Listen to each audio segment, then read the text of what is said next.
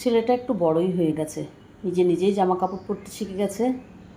এদিকে ছেলেদের স্কুলে যাওয়ার জন্য টিফিন রেডি করে দিয়েছিলাম, তারপর ঘর গোছাতে চলে এলাম। ঘরগুলো গুছিয়ে নিয়েছি। দুপুরবেলা রান্না বান্না বলতে চিকেন, টক ডাল, আর তার সঙ্গে আছে বরবটির চচ্চড়ি। সন্ধ্যাবেলা টিফিনে স্ন্যাক্স হিসেবে আছে সিঙ্গাড়া। খাওয়া দাওয়ার পর কিছুটা কাজ গুছাচ্ছি। ছেলেরা পড়তে গেছে, বাড়িতে নেই।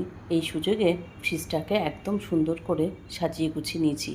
আমি আমার ফ্রিজে কী রাখি, কীভাবে সাজিয়ে গুছিয়ে রাখি, সেটা জানতে হলে বা দেখতে হলে আমার ব্লগ ভিডিওতে দেখে নিতে হবে।